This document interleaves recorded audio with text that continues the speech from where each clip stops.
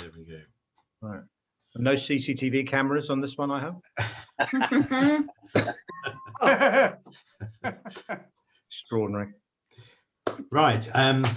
There will be more people coming in, but I think we'll get going because I know we've all got a busy afternoon. So welcome everybody, and welcome and thank you to Mark. Let me give Mark's introduction. Mark Bretton is chairman of the Hertfordshire Local Enterprise Partnership and of the LEP Network, the national body that brings all 38 LEPs together.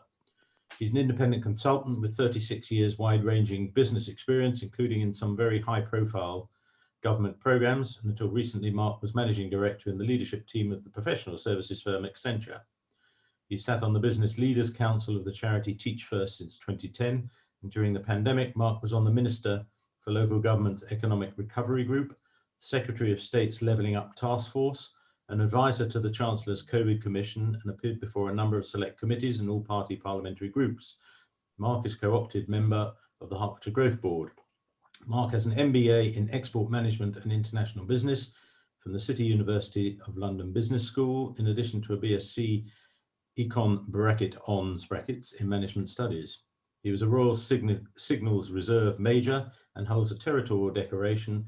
And as we know, he is married to Leah, who many of us know is very active in the regional magistrates community. Well, Mark, I'm exhausted, so over to you. Yeah, good afternoon, everybody. It's a pleasure to see you all. I'm going to do a couple of things here. I'm quite conscious that some of you I've spoken to before, but some of you I have not.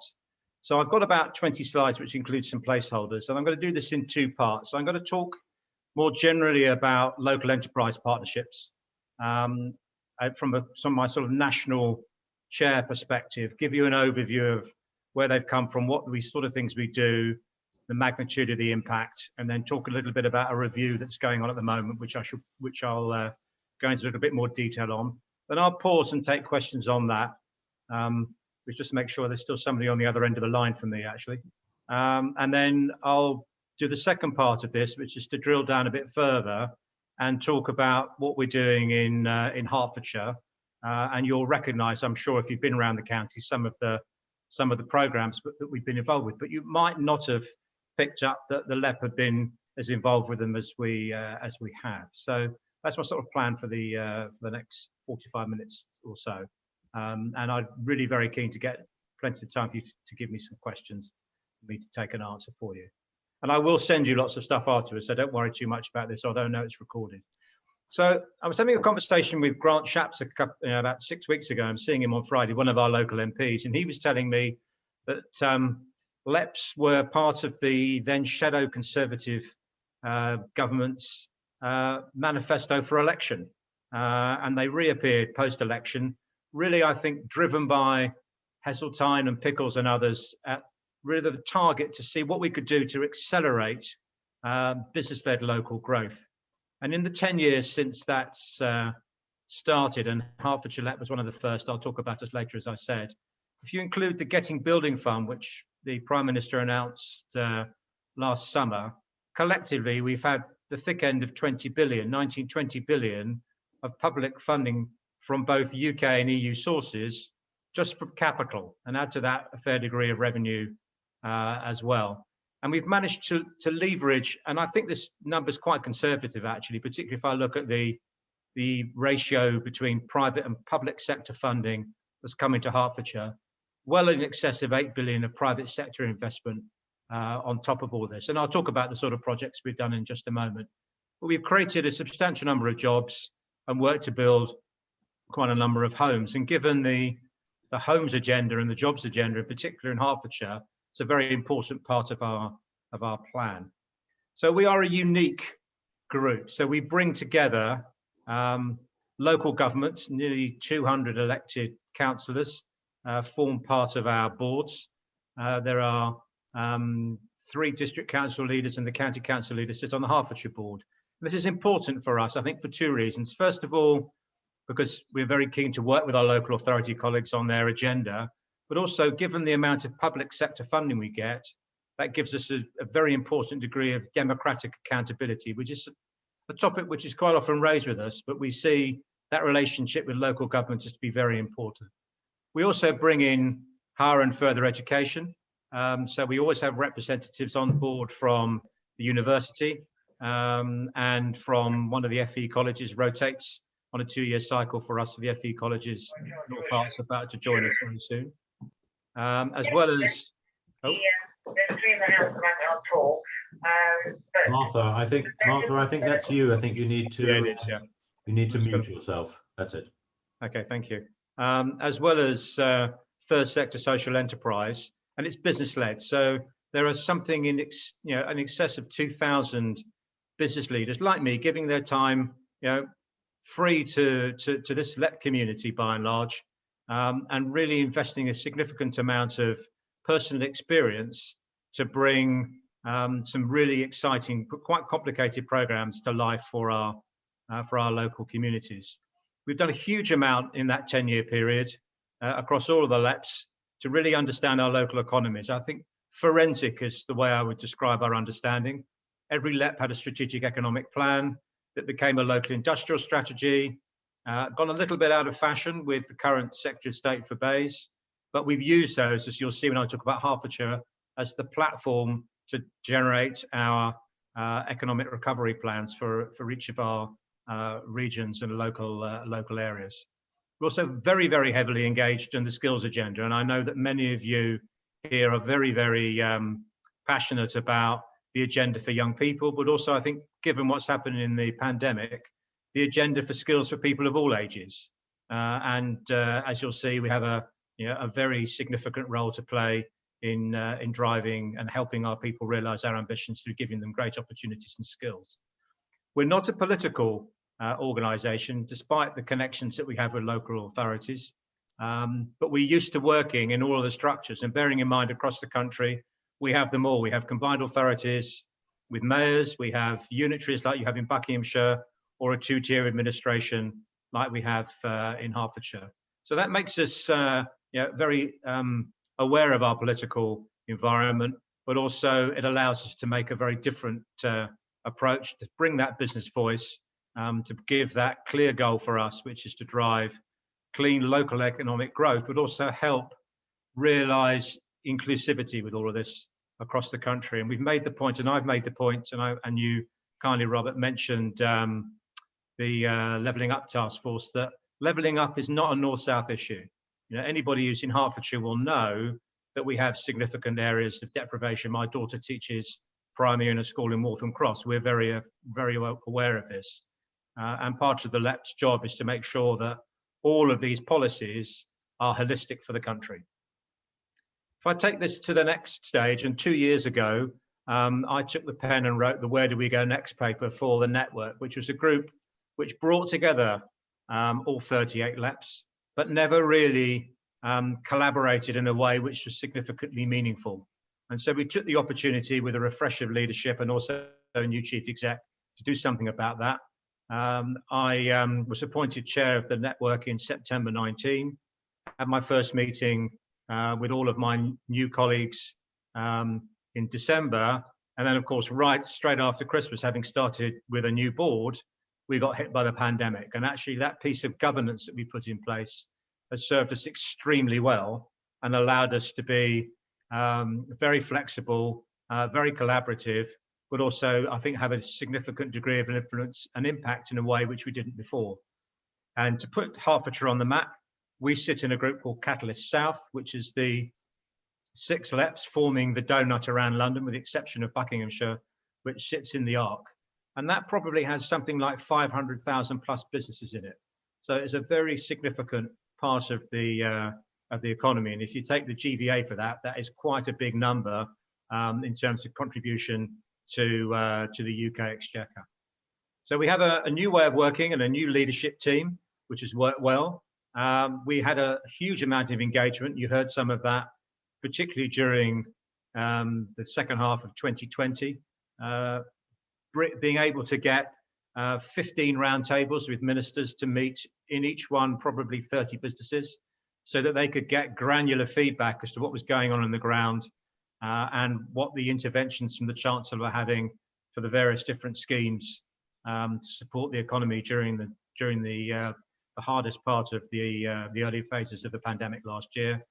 But also because we've got ourselves well brigaded together now, we've been able to make quite a contribution in terms of shaping policy, being part of select committees, all party parliamentary groups, but also working with our colleagues in the other business representative organisations like the CBI, the FSB, the chambers and so on, in something called the Business Action Council, which brings 37 of us together to really give great traction to interactions with government. So we've met with the PM, the Chancellor, 2 base secretaries and so on to give a really business focused input to some of the work that's going on. And of course, if you take that to a hands-on level, as well as sharing lots of best practice from the things that we've done together across the country, workplace guides were a very important part of getting the economy back working last summer, and we had a big hand in them. And I've talked about COVID, and I've talked about 1 or 2 other things, but we should also remember that in the last few months, we left the European Union. And quite a bit of the work that we did through our growth hubs, and I'll talk about the Hertfordshire Growth Hub a little bit later, has been about post-Brexit support and helping put on events and support and guidance as we go into a very different trading environment from the one we had before. So my last topic on the national level is to talk about the review that we're going through at the moment. We had quite a different review in 2018. There were some issues in one of the other LEPs which caused all sorts of concerns around governance and so on, and that's been completely dealt with. And every LEP now across the country has been marked as meeting the acceptable standard for its governance, delivery and strategy. But in the budget, buried in the papers, was a decision that the Community Secretary and the Treasury have made to channel the Levelling Up Fund and the 2 communities funds through local government rather than taking them through LEPs as in before. And that caused us to take the opportunity to review the work that we're doing. Like all businesses do, when the environment around them changes, it's important to take stock and determine what to do. So we've determined that building on all of this, that there are 4 key things that are going to form the basis of the work that we do going forward. The first bit, which is very easily forgotten, is that we still have some significant responsibilities and accountabilities for big chunks of capital and for delivery of programs that we must discharge. And the same is true for Hertfordshire. And so everything from the local growth fund, getting building fund, a number of revolving funds we have that allow us to reinvest in the economy must be delivered. And I've put a big ring fence around these to ensure that there was no issue in terms of trying to transition them to somebody else, that we would continue to deliver those. And also, given the capacity and the capability that we've built up over the last 10 years, we wanted to make sure that we retain that flexibility and that capability to get those programs delivered. Which then turned us to 3 evolved functions. I've talked a little bit already about the work that we've done on strategy with our recovery plans and our industrial strategies, and that forensic understanding of our economies. We believe that this is of huge value, even if the capital decisions are channeled elsewhere, bringing that business view of what works, how businesses work and function, what needs to be done for businesses large and small. That strategy role will retain and be developed. And that leads us into a second role for us, where I think LEPs are probably best placed than anybody to help the business secretary, and that's in pulling ourselves together in teams to make significant sector interventions. And I'll talk about some of the ones that we're doing in Hertfordshire a little bit later on. But just to give you an example, if you look at creative film, TV, media, between ourselves in Hertfordshire with Leavesden, Aylesbury and Boreham Wood, Surrey with Shepperton and Bucks with Pinewood, we probably own the vast majority of the main film capability in the United Kingdom. And it is therefore very logical that we should collaborate to put a sector plan together. And you will see that in a number of places coming out as a big value add from LEPs. And then the last part of what we do builds on our Growth Hub service. And just to give you a flavour, pre-pandemic, we were getting probably 1.8, 1.5 million businesses talking to us in a year. It's well over 4 million. We went from 12 million to 75 million funding for this last year. So building up on that business support is going to be a very important part of what we need to do to help our businesses of all shapes and sizes, get themselves fit and ready and looked after as we go into the next phases and hopefully emerge from this dreadful period that we've just been suffering from. So that's what I wanted to say on the national stuff. If I stop sharing so I can see people, I'm very happy to take some questions. Then I'll move on to the Pigs for Hertfordshire, if that would help.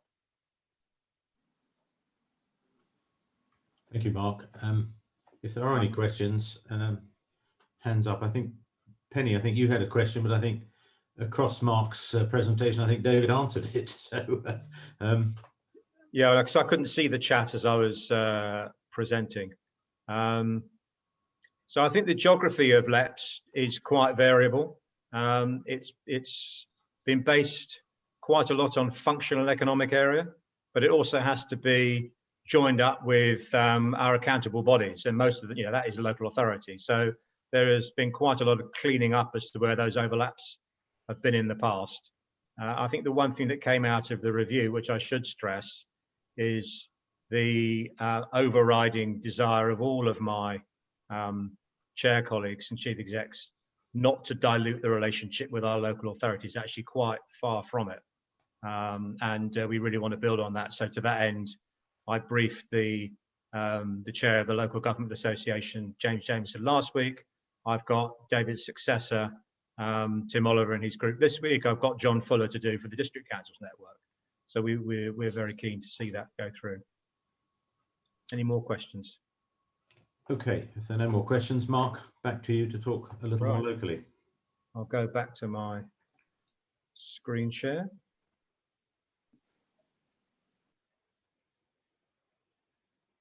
Everybody see that okay again? Yeah, looks fine. Okay, good. So let me talk a little bit about Hertfordshire now. And we are celebrating right now our 10th anniversary. So it's been a fantastic journey for many of the team. So Neil Hayes, our chief exec, was there right at the very start of all of this. He's still there today. We've been engaged in driving that entire economic growth and productivity agenda, which I kind of summarized in the national picture, particularly in and around the sector capabilities. And I'm going to talk about some of these things in a bit more detail now. But also, as Lord Lieutenant will know, we've been very keen sponsors of the Queen's Awards, and I was delighted to be involved in the awards ceremony for that just a few weeks ago. What I think we have built here in Hertfordshire is a very capable team of executives supported by a very, very talented board, which has been refreshed a few times now as time has gone on. And that has allowed us to bid for and secure, and I think enhanced really understates it, I think a disproportionate share of the national wallet for our county. One of the downsides of me being in the national role is that we have to have absolutely the tip-top standards of governance, strategy and delivery, and our team had already more than risen to the challenge, and the capability that sits in Hertfordshire. And I know David, when he was leader, was very, very positive and generous in his comments about the capability in Hertfordshire, and it must be preserved. This is an asset that we've created with our people here, which has done some really great things for the county. If I now show you a little bit about what that looks like in terms of metrics. So 325 million of capital funding secured so far from all those sources has delivered a number of the things that you see in front of you. The housing number is a lag indicator that will go up as some of these things flow through. But take a look at the numbers of things that we're doing with people. We've put a huge amount into the Hertfordshire Skills Forum. The work that Adrian Hawkins has done there, now chairing the town board. And I think the fact that Stevenage managed to get the top dollar amount of money in the Towns Fund is testament to the skill that he brought, but also the support that he had from the LEP team, working with both the county and the local council up there to get 37+ million for one of our towns here. And then bearing in mind that part of what we want to do is not just look after people who have gone through school, but start to shape people's choices and pre-STEM choices in particular.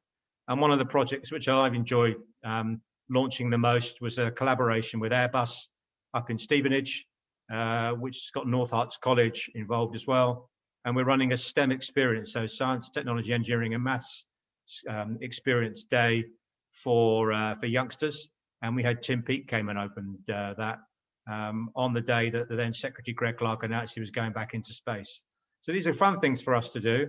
I think on a more practical level, particularly with the challenges that we've seen with permitted development and trying to secure office and training space, even with probably the shift change in working patterns, we've done a fairly significant amount of work to try and ensure that our businesses, and particularly those that have gone through the incubation stages in cell and gene, for example, have grow on space to go to. I talked about our sector advantage, and many of you will be familiar with the capabilities that we have, but I'm just going to unpack a few of those. So from a life sciences perspective, when I joined the LEP back in 2016, there was the beginnings of a building in Stevenage that was going to have some catalyst and catapult type services in there, incubation for businesses. That has literally exploded, and it became an opportunity zone. We've had to put, we put more funding into that, because that is a fantastic capability that has got global significance and has really put Hertfordshire on the map. At the other end of the Gunnelswood Road, I've already mentioned Airbus. We have MBDA down there as well. So that whole thrust for advanced engineering and manufacturing is something else where we play very strongly. Going into information technology, and it's not just IT companies, but look at an organization like Ocado, which is a global leader in retail, artificial intelligence and automation, sat in the Hatfield Business Park. Alongside which we have our capabilities at Rothamsted, in Agritech, based out of Harpenden, and building research establishment in Garston. And given our big housing agenda, wouldn't it be a great thing if the skills that they bring allow us to place organizations, and I'll talk about our enterprise zone in just a minute, who build modular housing in Hertfordshire to go into some of our new build locations. And creative I've already talked to. So these kind of sectors for us will underpin a big part of what the Hertfordshire LEP does in terms of its recommendations for investment in the future. As well as industries, we've done a huge amount of work in places. I picked two examples here, Watford and Stevenage, to show us pictures, but go into Waltham Cross, so go into Hatfield. What a transformation that has been. If you go into the old Hatfield town centre and walk at one end and look under the bench, you'll see a recognition of the LEP's involvement. But I think my personal favourite is the New River Bridge in Hoddesdon. I was taken on a tour of Broxbourne's area by Jeff Stack, Chief Exec of Broxbourne Council, when I first came in. It's a big industrial estate there with logistics sheds, all sorts of other buildings, and a power station. And in the top left-hand corner, you can see what the entrance and exit looked like to that. It was a complete bottleneck and an impediment to trade. And we took the opportunity in the summer and autumn of 2016, when the third growth deal bid came out, to put some money in for this bridge. And as you can see, it's now functioning very well. Now, you might ask, why does Mark want to be involved in running programs for bridges and roundabouts? Well, delivering them I don't really want to be, but do I want the right ones to be built that have a business view that said this is a great way of enabling our economy? Yes, we do. Do I want to make sure that our towns are great places for our people to live and work, particularly given the shift patterns I mentioned in terms of day-to-day working and living and so on? Yes, we do. Of course, you know, Hertfordshire being the home of the new town and garden suburb pretty much, then I think we should have a leading role to play here. I've talked about skills in passing. This has manifested itself in a number of programs which have supported our FE colleges and our university. You know, we've also put some money into West Herts as well. Skills is probably the toughest part of any business agenda, but it's also about the one most of the board feel most strongly we can have a strong influence for, and business needs to take a lead for. So these sorts of programs have found their way very easily and very well into our plans. and the colleges and universities where we've given the money have been excellent and very successful delivery partners, standing up to the commitments they made when we allowed them to take the funding. I've talked a little bit about regeneration and incubation, and the Rothamsted Russell building is about incubation. But let's not also forget that we have the Vet College in Hertfordshire, and some of the work that they do finds its way into human medicine. And so we've also been very content to work with them on a number of programs. So there are a series of flagship programs. I'm going to send you lots of this stuff, which will have links in it that you, if you want to, you can spend a bit of time on. I'm going to talk about our Growth Hub, and I'm going to talk about Hertfordshire Opportunities Portal, and seeing Martha there, I'm going to talk a little about Visit Hearts. The careers and enterprise companies, where our enterprise advisors get right down into schools to help shape careers. Our enterprise zone, which is around Junction 8 in Maylands, has got 3 million square feet of prime commercial space. It's a partnership between the county, Dacorum, St Albans councils and the LEP, working in partnership with Rothamsted and BRE, and of course with Hemel Garden Suburb in the offing with the Crown Estates. This brand gives us the opportunity to extend it. We could make the whole of Hertfordshire an enterprise zone, which gives business rate relief, and we're really trying to encourage green innovation here. And when I mentioned our desire to see some modular house builders go in here, this is exactly the sort of place where I'd hope for that to come. I talked briefly about the Getting Building Fund. We were given literally, as a LEP community, 2 weeks to put together our bids for this. This went through our board very, very quickly. We had always had a number of what are impolitely called shovel-ready projects. We had quite a few of these. These were caustically reviewed by the executive team, and then they came to the board for approval last summer with a number of criteria in mind, the 2 key ones being how they fit with our strategic intent and our industrial strategy at the time, and also track record of delivery. And so you can see a number of the pieces here, some of which I've hinted at or talked to. And about 2 weeks ago, Oliver Dowden, who, both an MP and the Secretary of State for DCMS, came down to Elstree with Morris, who's the leader down there, one of my board members, who's the COO for ITN News, Dave Conway, and Neil, and they put the sort of shovel in the ground for this expansion program. And you'll also be aware of the work that Sky are putting into the location as well. So just talking a little bit now about our Growth Hub. And for us, this is really where the most practical support and help hits the business community locally. This is a partnership, as I think I've said, between the university, the Chambers of Commerce, and the LEP, the university manifesting itself through its business exemplars. It's done a fantastic job in supporting local businesses right through the pandemic, but also through the Brexit transition, but has also gone one step further. And when some of the local councils just could not find some of the businesses to give grants to, the Growth Hub stepped up, literally walked down streets, looked in shop windows where somebody had said, I'm shut for now, but phone me on this number if you want some help. We managed to put the two together. And we know that that was a major joint job between the business community and our local authority colleagues to pump some very, very urgently needed funding in here. But there were some other schemes that we'd not had before, like peer networks and volunteer mentoring, and the number of people who stepped forward to give their time to support businesses over the last summer. I can't go anywhere. I'm going to do something worthwhile online to help some local colleagues. That's not just happened in Hertfordshire, but it's happened across the piece. And this Growth Hub capability will remain a very firm part of the LEP functionality, as I mentioned. And it was great to get this this comment from Rashid. I pinched this slide from the pitch that we did for the Queen's Awards the other day. Just a recognition of the contribution that the Growth Hub gave to him in his business, which was a partial but clearly not the only contributor to him gaining his business gaining this award. And of course, Hertfordshire continues to punch significantly above its weight in the number of awards that we seem to capture, and we must continue to do that. I passed on Visit Hearts, which is an entity which we've been very keen to support and fund. clearly we all are very aware of the impact that the pandemic has had on tourism and hospitality. Visit Hearts has been a terrific lead for us in the county. There are so many things here that people can come and do.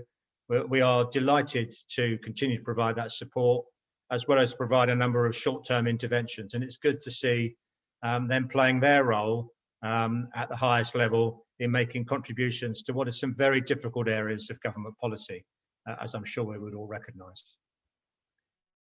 And then support for young people and job seekers. And I think it's not just young people, it's people of all ages. So we created an app, a platform called HOP, Hertfordshire Opportunities Portal, which effectively seeks to bring together jobs and talent across the county. Somebody's described it as a kind of jobs Tinder. I'll leave you to determine. But it is a way of managing to get very quick reach between people and jobs and people who need to find those opportunities filled. And there's a huge amount of capability here. And what we've managed to do as a LEP network is use this functionality, and it's being replicated in a number of other local enterprise partnerships who have tweaked it and branded it for their own use. And in return for their investment, we receive some royalty back to reinvest in our economy as a result. So all of this stuff to do with the tough life that the class of 2020 and now the class of 21 are going to have, and people who need to shift change what they're doing, is what this skills program is all about. So I'm just going to come towards the end of my session now. I've just got a couple of things more to cover before I again take some questions. Last year, we took the opportunity to dust down all the work we've done on our local industrial strategy, and it needed to be flexed for the impact of the pandemic. But I think it's fair to say that the basic fundamentals of the Hertfordshire economy were broadly unchanged. You know, the sector capabilities and so on were still there. They just need to be put together in a slightly different way. So that plan was published last summer, and we've spoken about it quite extensively. But it's now, you know, a year on, as all these things should be, in the process of being dusted down again and revamped as we go into the next stages of the economic development of the county. And it will have three key elements to it. And this is very important because it complements and works very closely with the Hertfordshire Growth Board, of which I'm a co-opted member. So we will continue to ensure that we really understand the economic fundamentals of the Hertfordshire economy. We're in the process of issuing our skills strategy, enterprise and innovation strategy right now. I've spoken about the plans that we'll have for these various different sectors. They're on a timetable with film, TV, creative economy and cell and gene coming out the earliest. But also we must have the enablers for this, the digital strategy, and Neil came to the Growth Board last week and presented on that, and the challenges of encouraging investment by other broadband providers, for example, to fill up the poor and not spots that we have in the county. We have our role to play in net zero. The enterprise zone helps a little bit with that, but it's a key factor in evaluation of all of our projects. And also taking our part as business people and helping ensure that the growth strategy is inclusive, so that every person who lives in our community has hope for a job, wants to look after themselves, behaves themselves, and has a great successful career working in and around Hertfordshire for our businesses. And so that leads me to my final slide, which is just to summarise some of the priorities that we have now. Clearly, you know, as the leader for the LEP community, ensuring that the final parts of the review are delivered and delivered well and reasonably and with logic to them.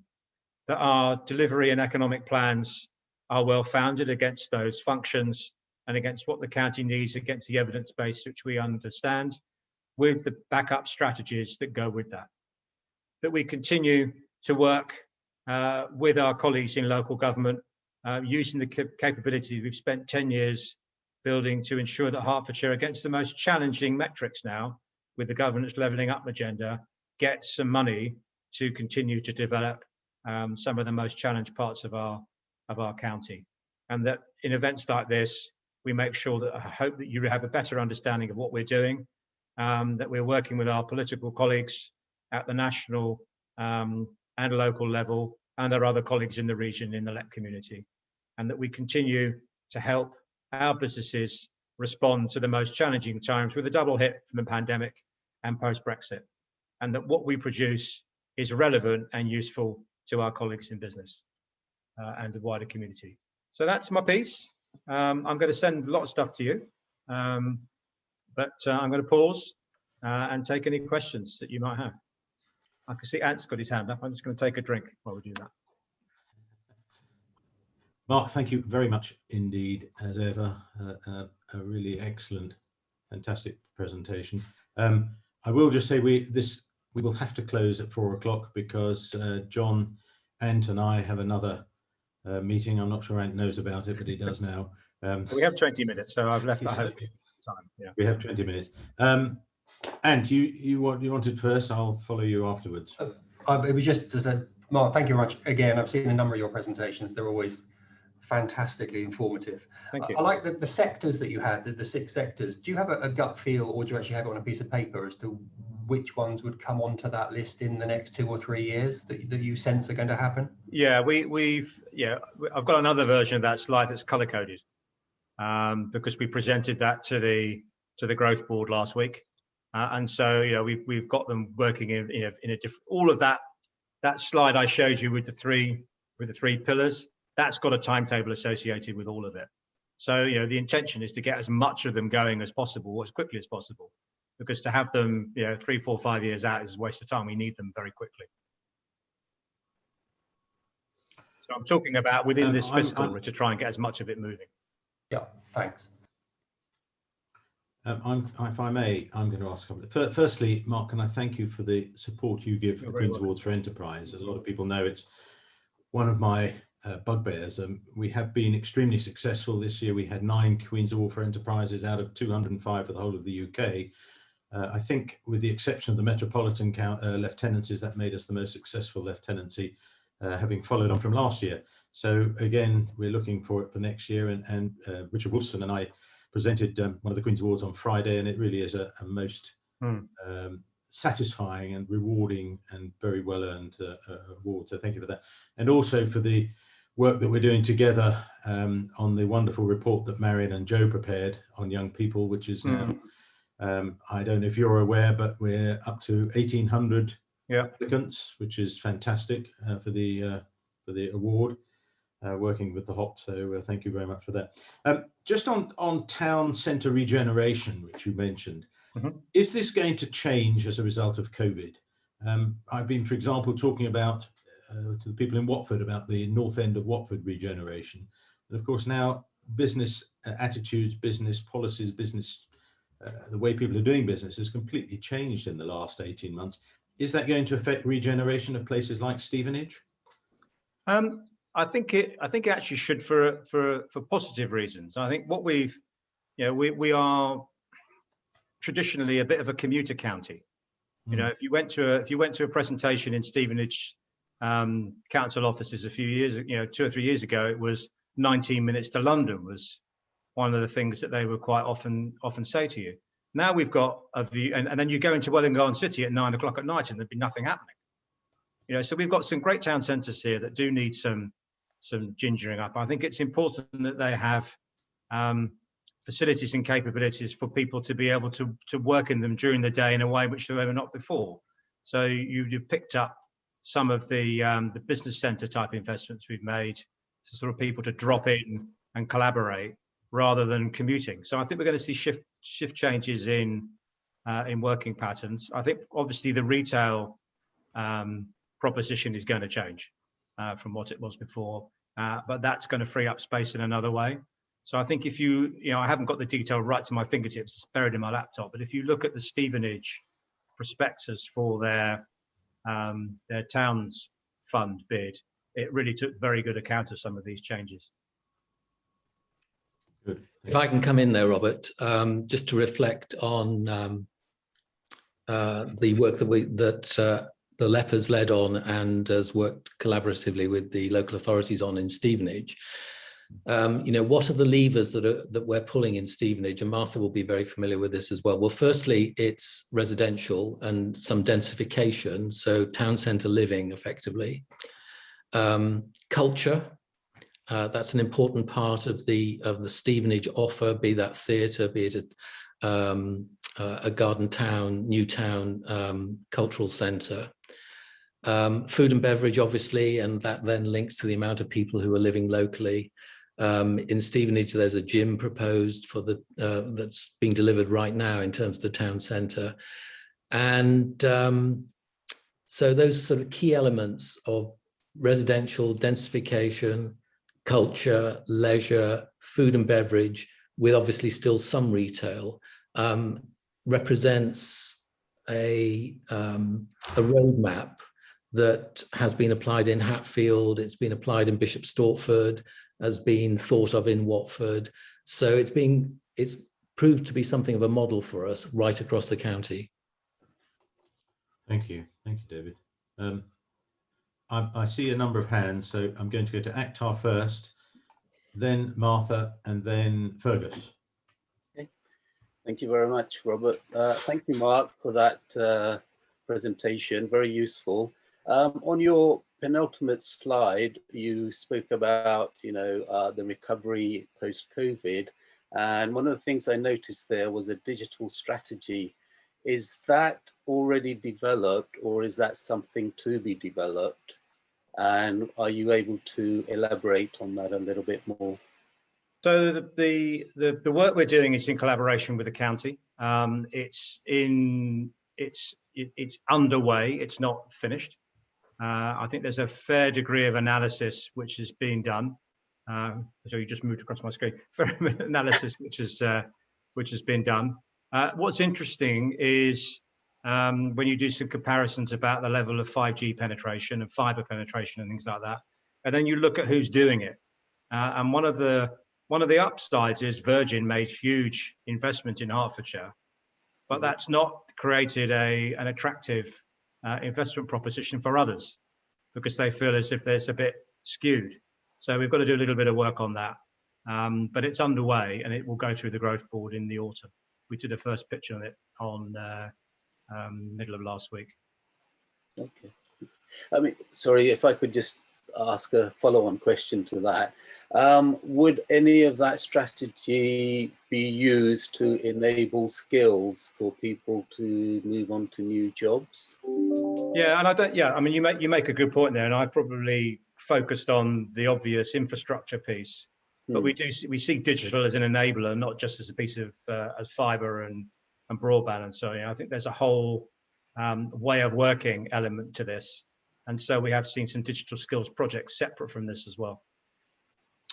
Thank you. Thank you. Martha, I think you were next. Don't forget to unmute. Hi, Martha. Thanks, Robert, and many apologies that you all had to listen to our radio system earlier as I was joining. I just wanted to add on to the comment about the Stevenage regeneration, and David hit the nail on the head perfectly in mentioning some of the areas that we've been considering. Heritage, culture, leisure are all very viable areas, but it's also pulling in the links to community use and making sure that the town is incredibly vibrant and sustainable and involved with those who are living and working here. The nighttime economy is also an area that we're considering and trying to make sure that that brings in some economic value. Just to note that in 2019, the visitor economy was worth 2.4 billion to the county. Yeah. And we know that there was about 139 to 140 million spent on a monthly basis. So there's huge potential for regaining that, but also for that growing. Thank you. Thank you very much, Martha. Fergus, and then we'll come to Marianne. Thank you very much, Mark. What a wonderful presentation. Thanks so much. Mine is a bit sort of immediate problem that is hitting the county in some town centres, and we've certainly found it in Hertford town, is that there are an enormous amount of COVID sort of layout barriers that have been put out throughout the whole town, which is making it very non-user friendly for retail. And I just wondered whether there's any support in that area to get our town centres or stop them falling over even more by somehow getting support and getting rid of some of this stuff that was put in that now is actually holding us back? It's not something, to be fair, I've looked at. I mean, David has probably got a point of view about this for fairly fresh. But clearly, the business community is going to have a point of view about this, and it won't just be in Hertford. I think we're always going to have a balance between what we have to provide in terms of COVID safety and what enables the town centre. I think I'm very interested to see what Sajid Javid has to say for himself a bit later, bearing in mind that he's been Community Secretary, Business Secretary, Home Secretary, and the Chancellor. That's a heady mix of capability to bring to this job. And I think I suspect we will see a little bit more of a business mindset in some of the guidance that gets determined. But I'll wait till 5:30 to see. Yes, quite. And if I can just add, Fergus, there should be consultations going on at the moment in terms of what local residents and businesses want to see happen in Harpenden, St Albans, Boreham Wood, Radlett, and Hertford, which was some yes, we've been very much asked, and I think a lot of retailers have answered the inquiry, which is fabulous. I just, I am a bit terrified that the town centres are in pretty tough time at the moment, as we all know, and to put this extra burden on everyone when I've never seen anyone walking alongside each other. They've all walk on the pavement anyway. It just, it seems like a lot of money put in. There's lots of flowers and bits and pieces like that, but it's going to cost a lot of money to take it back, but it will, I'm sure, help. It's important. I'm pretty sure they'll come to a conclusion fairly quickly, and I'll find out, Fergus, what the time frame for that is. Yeah. I'd have to say, in terms of Harpenden,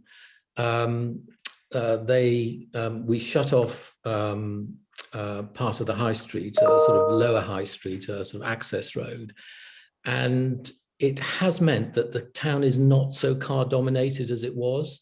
Now, there are a number of local residents who, you take away a little bit of road space or you take away some parking spaces and people just go ballistic.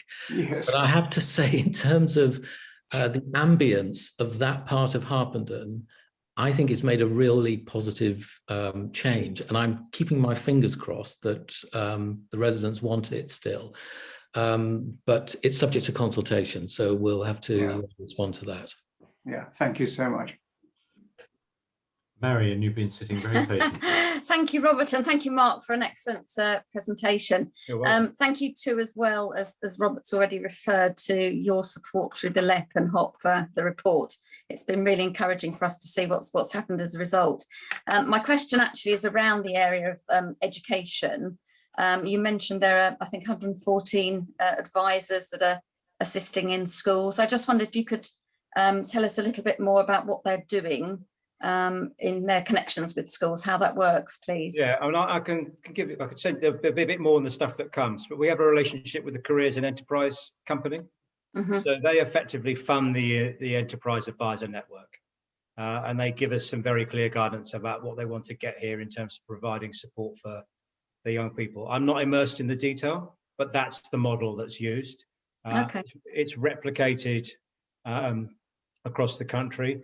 But on top of all of that, as well as in schools, we all have a skills advisory panel, which helps to shape, particularly supporting in apprenticeship schemes and working with FE colleges. Because the one thing I think that's really important, and it's in the skills white paper, although it's in a bit of a strange way, is making sure that business has a point of view about the sorts of practical training that goes on in an FE college that does two obvious things, one of which is make sure that it's helping, deliver relevant skills that business wants, but also making sure that people are going to courses that are going to give them a good chance of employment, which, as we all know, has not always been the case.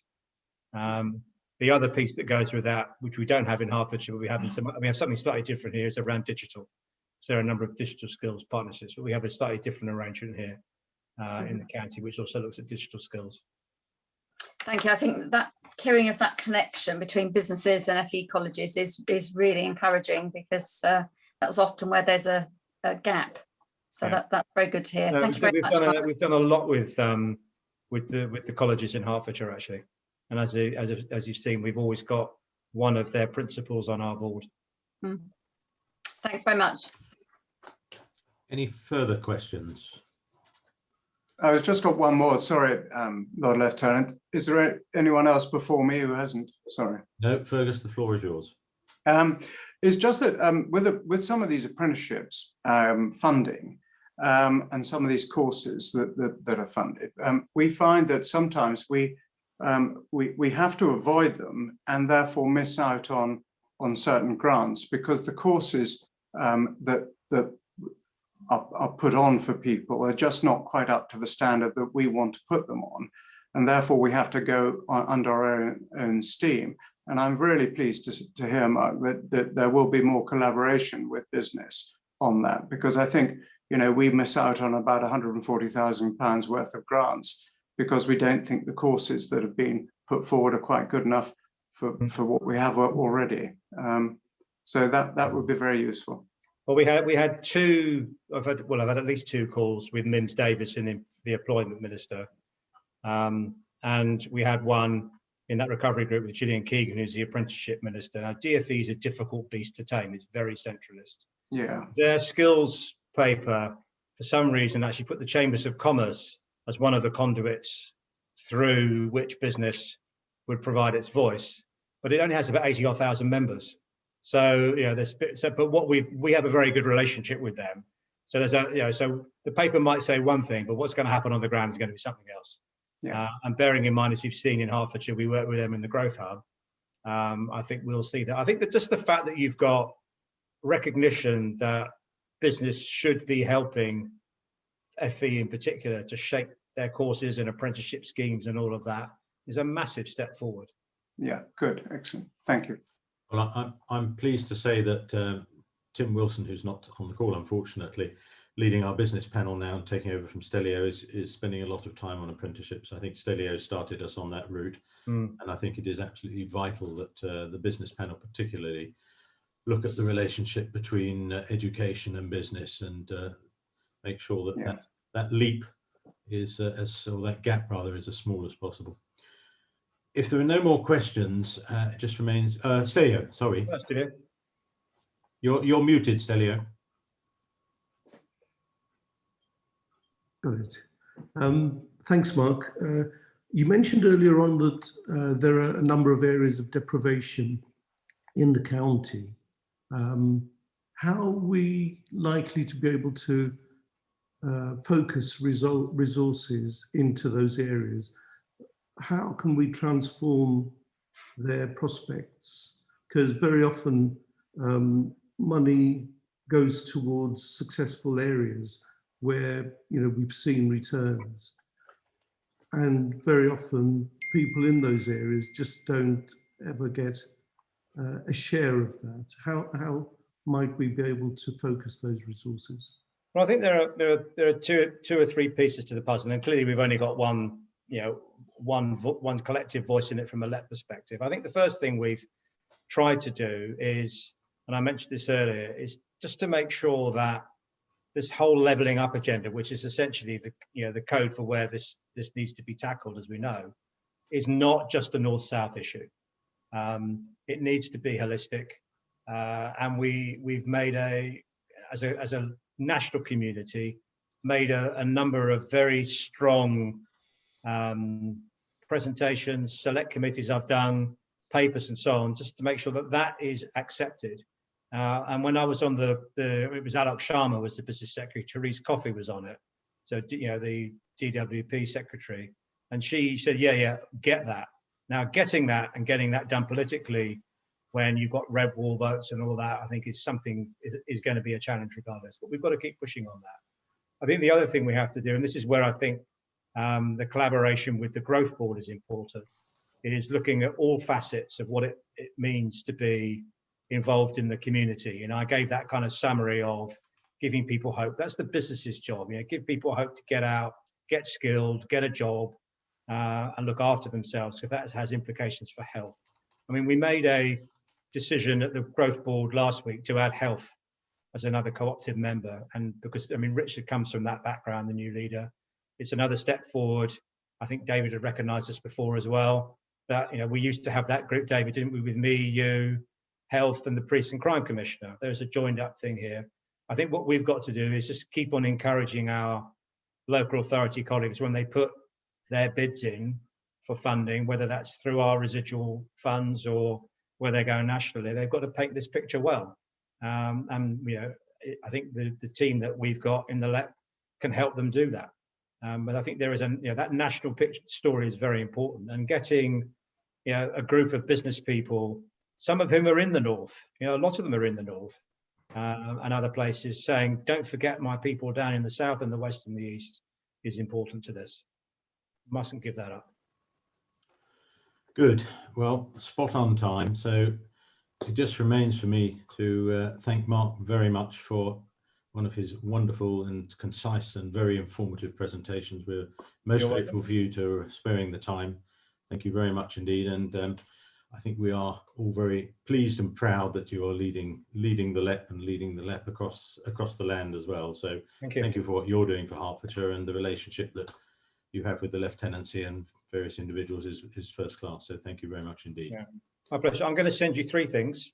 Yep. I'm going to send you the slides from here. I'm going to send you a kind of summary document that brings together some of that in a way which you can click on. And I'm going to give you a one-pager which basically says, this is the role of local enterprise partnerships in delivering the plan for growth. And then you're going to be LEP experts and support us forever. I'm not even going to answer that. Thank you very much. My pleasure as ever. Nice to see everybody. And I've just asked Siobhan to send you the link if you wouldn't mind joining us shortly. Many thanks. Okay, ladies and gentlemen. Thank